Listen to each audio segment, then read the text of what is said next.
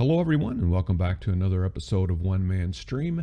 In our last tutorial I showed you how to put together an IFB console, and this is what it looked like, but I only told you about half of the story. Since we published this tutorial right here, I've received many comments on my YouTube channel, and we're going to address some of those today. This first one was from Vicmar Video Pro, and he said, great tutorial, just wondering how you got the small buttons to show up when a particular bus is selected on or off. Well, I'll show you how we do that in just a minute. I got another question here from AG Pro 5343, and he also said, excellent video. It's very clear to me about the audio buses.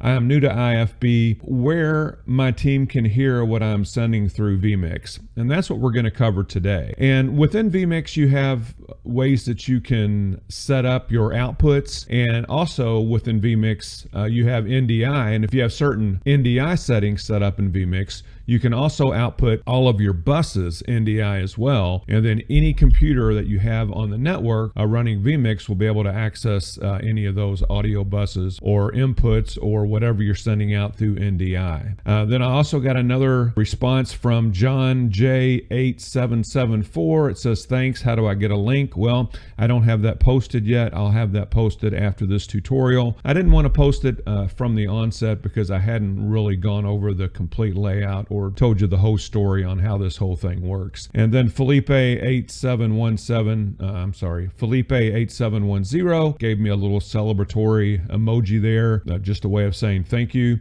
and I do appreciate all of your feedback. So our last tutorial was IFB vMix UTC Console, and that was part one, and this is going to be part two. And today what I'm going to do is I'm going to show you how to send out those audio buses to different places on your network. And in this particular instance, I have a laptop set to the left of me, and actually, if you look in this picture right here, you can see the laptop over to the far left, and we're going to need to go to this look right here.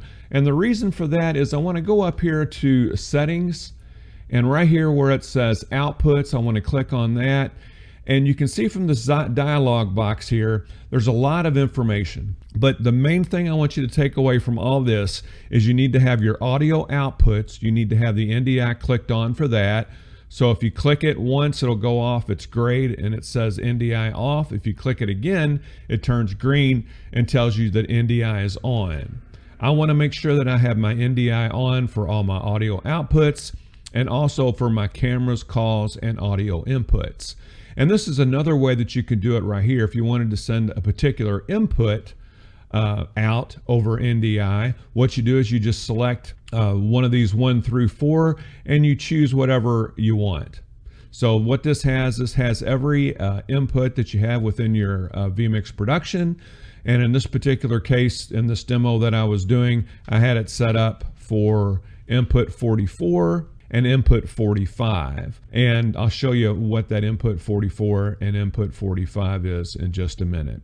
And then when you're wanting to use one of these inputs, you want to make sure it's also clicked on over here. When you initially start it, it's going to be grayed out. You click it once, it's going to turn green, and then that green tells you that it's activated. Depending on what version of vMix you have, it's going to depend on how many external outputs you have. If you're not using all the external outputs, I would recommend not having them clicked on because it is going to use some resources. But anytime you want to use an external output to send something to somewhere else on your network, you got to make sure that it's clicked and that it's green. And just as a really quick recap, when we made this right here, I had a special or an additional microphone that I had for my producer microphone. And you can see right here, this is my producer microphone. And what I did is I set this up so that it would go to particular buses. Now the bus that we're going to be using today is I'm going to be talking to the director, and the director was set up, as it says right here, on bus B. So as you can see right there that says bus B. So you can see where it's clicking up on all of these. That's actually just spillover audio from the microphone that I have open right now that I'm doing the tutorial on. But you can look over and see in the right channel we have nothing. But if I hold this down and then click on my producer microphone, you can see where the right channel starts flipping up and down, and that means we have audio coming out over the right channel. You can see that the audio is going out, but how do you know that that's actually functioning on the other computer? Well, now we're going to go to the laptop.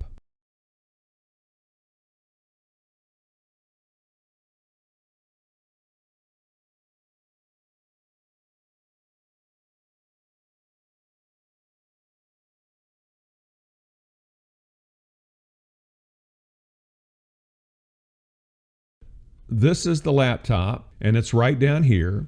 And you can see the spillover coming. You can see where the left channel is clicking up and down, but you don't see anything coming out of the right channel. So say I wanted to connect with the director, and I wanted to tell the director that after the commercial break, we want to come back live with the camera on talent. So you could see that as I was talking, that right channel was clicking up and down. Like right now when I'm tapping on it, you can see where that right channel's clicking up and down.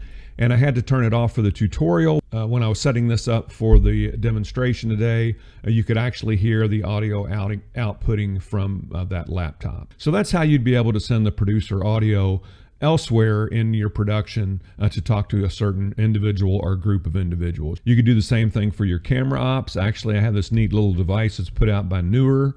It is a little transmitter receiver audio wireless deal. And what I would do is I would set the transmitter onto the laptop. I would have the camera ops have the receivers, and then that way I could speak with them as well, not having to use a separate audio system, just using that Newer wireless device. And I would be able to talk to my camera ops from the same spot where I'm communicating with my directors. This is actually the audio that I'm going to try to make this as simple as possible. I sent the audio out from my main vMix production to the laptop, and I want to make sure that the audio that I'm sending out at the laptop is actually going to the laptop. And that's what I was showing you just a moment ago. So what I do is I bring that back into my main vMix production via NDI. And how I did that, I just clicked on the cog. I'll go ahead and click on change. And now you can see all the different NDI sources that I have. This is my main computer right here. And then this is the laptop. So all I did is I made sure bring in the output, which was this one right here. I just selected this one right here. And that is what you're seeing as input 46 now into my main vMix production. So let me just show you one more time. When I click on this right here, you can see where the audio bus on bus B, the right channel is clicking up and down, so I'm sending out audio. That audio in this particular setup that I have, in this particular instance, I want it to go to the laptop. Well, that's where input 46 is representing the audio that I'm sending to the laptop. And you can see right now we're just getting that spillage, like I mentioned before, from the microphone that we're using to record this tutorial.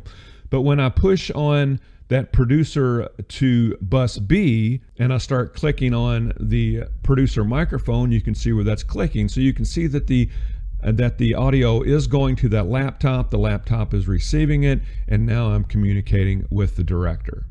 Okay, now the second question that I told you I was going to answer is just wondering how you got the small buttons to show what particular bus is going off and on. Well, we did that within vMix UTC.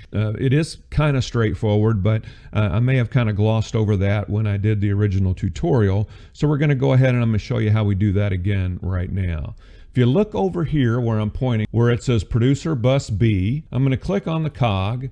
And then you can see over here where I have all these toggle bus M, toggle bus A, toggle bus B, toggle bus C, toggle bus D, toggle bus E. You can see where I have all those checked, and then I had links put in here. Well, this is what allows me that when I click on something, it's going to turn that particular bus off and on. So on this one right here, when I click on this button, it's executing the link producer to B. And if we go back over here, you can see producer to B is going to toggle bus B off and on. So you would expect when I click on this button right here that it's going to toggle bus B off and on. Well, let's take a look. We'll come back over here. This is bus B that you're looking at right here. I'm going to click the button and you can see that bus B is coming back on. I let go. Bus B goes off. Same thing for A. You can see the A turns green. C turns green. D turns green. So that's how we were able to achieve that when we're pushing on these buttons, being able to turn the particular buses off and on. and that was just done by setting it up in vMix UTC. This has been IFB vMix UTC Control Part 2. This is actually episode 123 of the One Man Stream. If you like what we're doing here at One Man Stream, please give us a thumbs up and a like. Please do subscribe so that you'll be alerted as soon as new videos are posted. And if you have a moment, please stop by our online store. That's www.onemanstream.com. That's where we have the graphics that we've created along this tutorial series, along with many of the vMix UTC controllers as well. They're just a few dollars a piece, but it is a way that you can help support One Man Stream. And hopefully I'll have this particular vMix UTC set up in the online store very soon. As always, thank you so much.